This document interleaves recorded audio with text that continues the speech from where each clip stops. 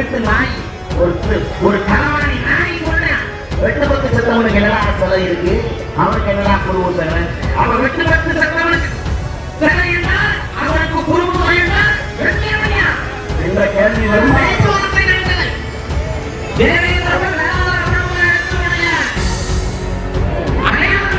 ஐயா இமானுவேல் சேகரன் அவர்கள் கலந்து கொண்டார். சசிவர்ண தேவரும் முகாமய தேவரும் அங்கு கலந்து கொண்டார்கள். பேச்சுவார்த்தையில் முரணாக இருந்தது. அதில் மாற்று கருத்தல்ல. தன் மக்களுக்கான உரிமையை கையில் எடுத்து வைத்தார். ஐயா இமானுவேல் தேவர் என்று வைத்துக் கொள்வது சிக்கலில்லை. கண்ணர் தேவர் என்று வைத்துக் கொள்வது சிக்கலில்லை. முக்கோட்டோர் தேவர் என்றும் சிக்கலில்லை. நான்கு கோட்டோர் சிவனுக்கும் பார்வதிக்கும் திருமணம் நடத்தி வைத்து தாடி எடுத்துக் கொடுக்கிற மரபு இந்த கோட்டோர் பற்றி நியமித்த உலக சமுதாயத்திற்கு இருக்கிறது.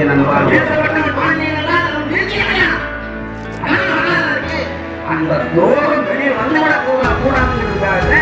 எல்லா பேரும் மீன்மொழியை போக்கி அப்படியே பதுங்கி வாழ்றேன். பண்பாடு இழந்து கலாச்சாரம் இழந்து இந்த மண்ணில் அழகினார இந்த மக்கள் வெளியேற்றப்பட்டதற்கு காரணம் சாதி ஒழிப்பு, கடவுள் மறுப்பு. இதுதான் இந்த மக்களுடைய வாழ்வியல் பின்னோக்கி தள்ளப்பட்டதற்கு காரணம்.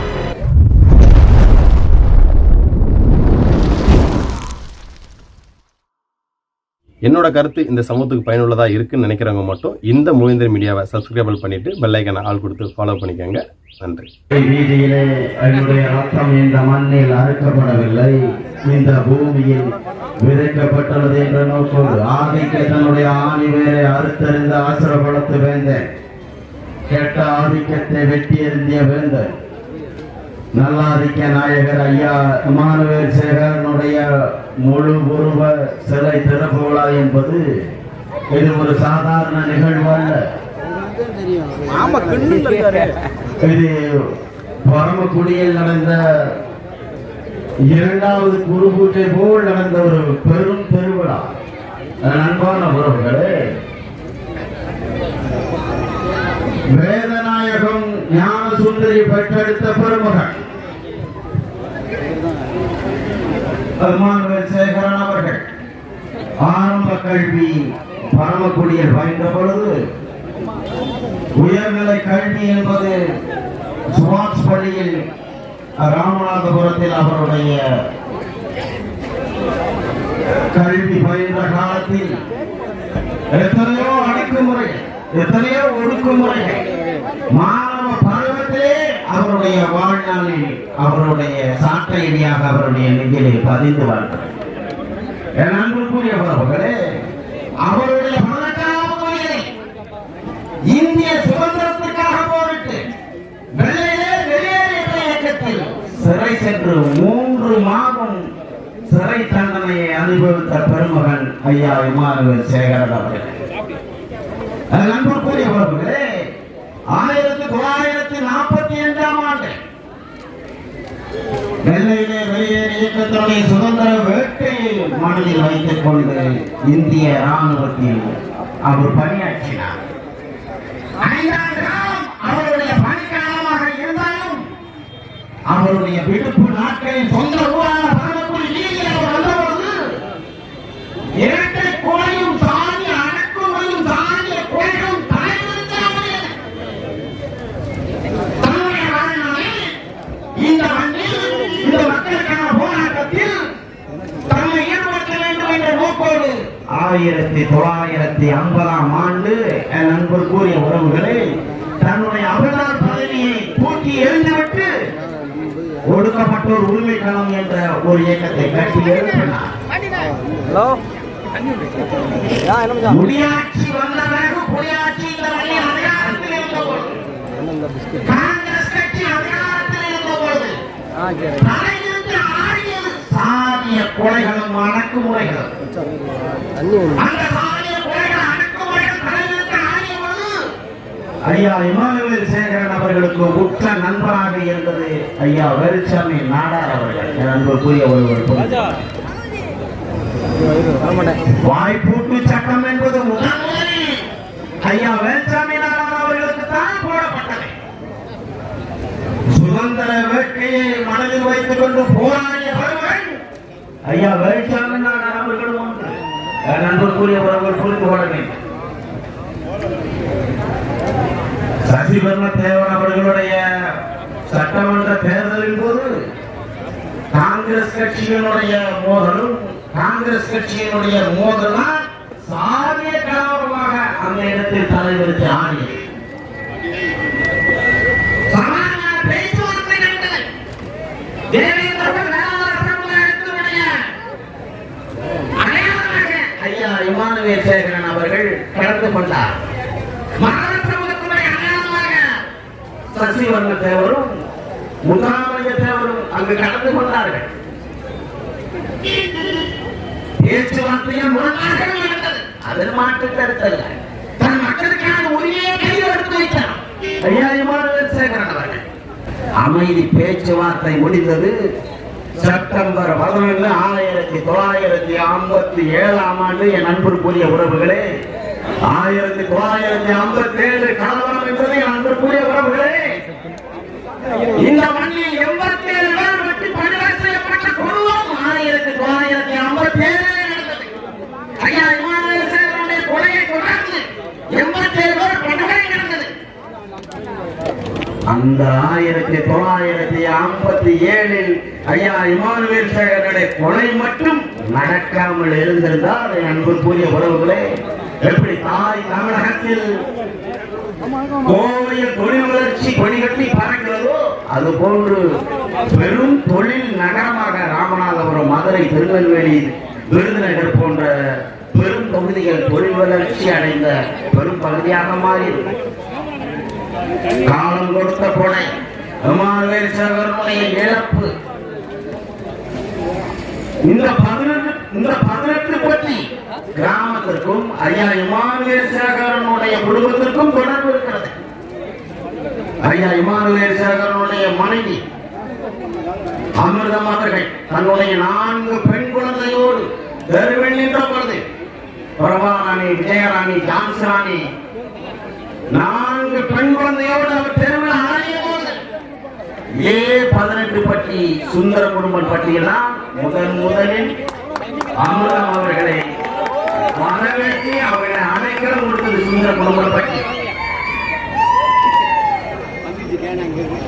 பிறகு காமராஜர் அவர்களும் தக்கனும் சேர்ந்து அம்மையார் அமிர்தம் அவர்களுக்கு ஒரு வேலை வாய்ப்பை ஏற்படுத்தி இன்னும் அந்த சத்துணவு கூடம் உடைந்த நிலையில் இருக்கிறது. என் அன்பான உறவுகளே, உடைந்த நிலையில் இருக்கிறது. ஒரு சங்கத்தை அழிப்பதற்கு வரலாற்றை எடுத்தால் போதும். பண்பாடு இந்த சமூகம் வாழ்வியலில் பின்னோக்கி சென்றதற்கான காரணம் என்ன? என் அன்பான மக்களே, காரணம் என்ன? மதுரைக்கும் கோவார் மட்டிக்கு தொடர்பு இருக்கிறார். என்ன தொடர்பு இருக்கிறது? மதுரை மீனாட்சி அம்மன் கோயிலை கட்டியிருக்கிற அந்த பாண்டிய குடிகள் பிற்கால பாண்டியர்களுடைய வீழ்ச்சிக்கு பிறகு மீண்டும் இந்த மண்ணில் மதுரை மீனாட்சி அம்மனுடைய பிடிமண் எடுத்து கோவில் கட்டிய பெருமை இந்த 18 பட்டி தேவேந்திர குல வேளாளர் சமுதாயத்திற்கு இருக்கிறது. சிவனுக்கும் பார்வதிக்கும் திருமணம் நடத்தி வைத்து தாடி எடுத்துக் கொடுக்கிற மரபு இந்த கோடுவார் பட்டி தேவேந்திர குல வேளாளர் சமுதாயத்திற்கு இருக்கிறது. அன்பான உறவுகளை, இந்த மக்களுக்கு இருக்கிறது. பண்பாடு இழந்து, கலாச்சாரம் இழந்து இந்த மண்ணில் அகதியாக இந்த மக்கள் வெளியேற்றப்பட்டதற்கு காரணம் சாதி ஒழிப்பு, கடவுள் மறுப்பு. இதுதான் இந்த மக்களுடைய வாழ்வியல் பின்னோக்கி தள்ளப்பட்டதற்கு காரணம். வரலாற்றில் சுதந்திரம் இலக்கிய இந்த மண்ணில் இழைத்த பெறுவார். இன்னைக்கெல்லாம் பார்த்தீங்கன்னா வந்தவன் போனவன் இந்த மண்ணில் கஞ்சா வித்தவனுக்கு சிலை இருக்கிறது, சாராயம் வித்தவனுக்கு சிலை இருக்கிறது. பழந்தமிழ பாண்டியர் அரசை வீழ்த்தி 18 பாலை வாங்கி நட்டி குடித்த கூட்டத்துக்கும் சிலை இருக்கிறது.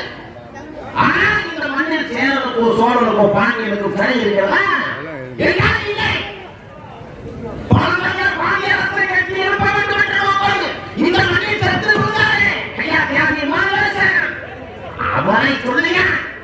தொடர்ந்து இந்த மண்ணில் வெட்டுப்பட்டு சக்கரவர்த்தி எப்படி குருமுசை சொல்லியது ஒரு நாய், ஒரு திருட்டு நாய், ஒரு களவாணி நாய் சொல்றேன். வெட்டுப்பட்டு செத்தவனுக்கு என்னடா சிலை இருக்கு? அவனுக்கு என்னடா குருபூசை? அவன் வெட்டு பட்டு செத்தவனுக்கு சிலை என்றால் அவனுக்கு குருபூசை என்றால் வெட்டியவனையா என்ற கேள்வி வருமா வராதா? வரும்.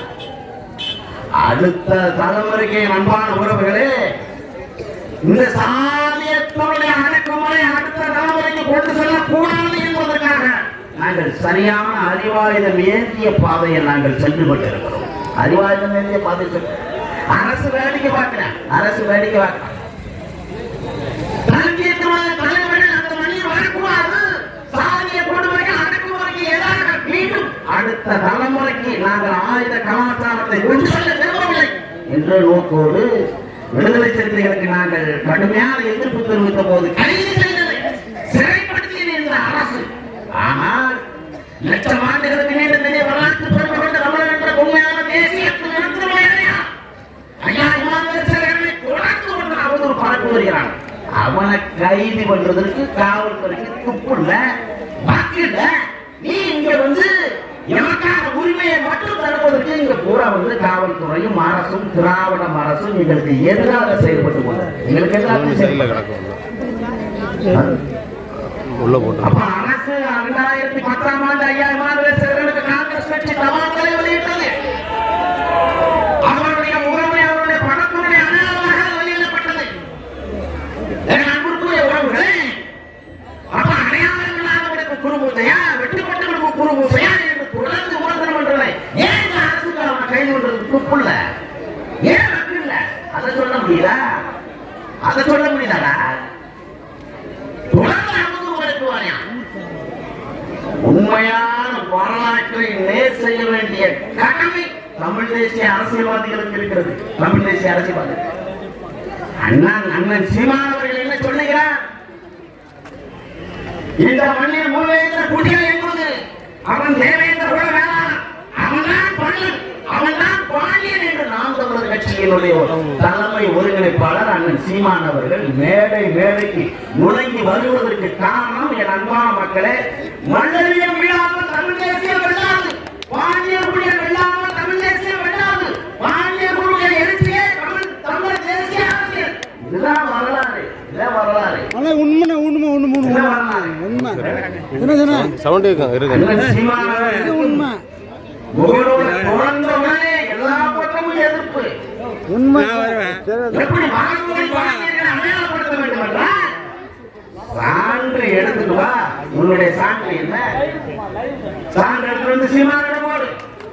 நாங்கள் பல நாட்களுக்கு முன்பாக பேசிக்கொண்டே அடுத்த தலைமுறைக்கான அரசியல் தமிழர் தேசிய அரசியல் என்பது மலரிய பாதை. அந்த மலரிய பாதை பாண்டியர்கள் வீழ்த்தப்பட்டார்கள் என்பது வரலாறு. அதுதான் அப்புறம் பேசலாம், அப்புறம் பேசலாம்.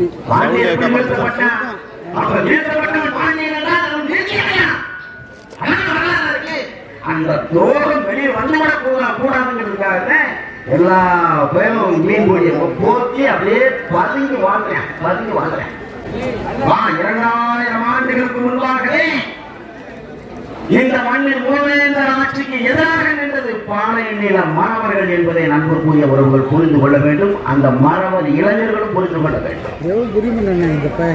கலப்பவர்களை கலவரத்த கலங்கோல் பாண்டியன் அவர்களுக்கு எதிராக நின்றது இளையாம்புத்தூர் செப்பு என்று சொல்லுகிறது. அன்பான மக்களே, கலப்பவர்களுக்கு துணை நின்றவர்கள் மாணவர்கள் அவர் மரக்கேடு செய்தார்கள் என்ற செப்பேட்டின் வாயிலாக 2000 ஆண்டுகளுக்கு முன்பு இருந்தே பாலை நில மறவர்கள் பாண்டியர்களுக்கும் சேரர்களுக்கும் சோழர்களுக்கும் எதிராக களமாடிய கூட்டம் என்பது சான்றுகளாக சொல்லப்படுகிறது.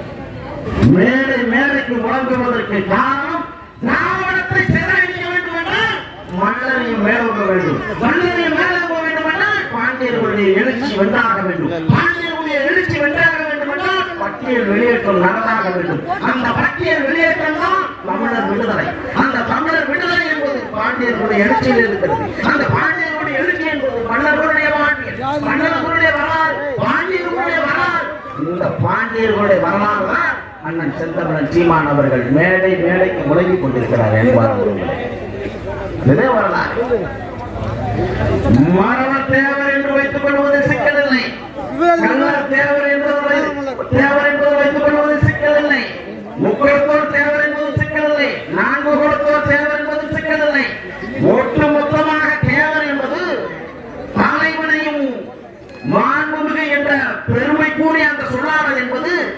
இந்தியாவில் உள்ள அத்தனை மன்னர்களுக்கும் இருக்கிறது.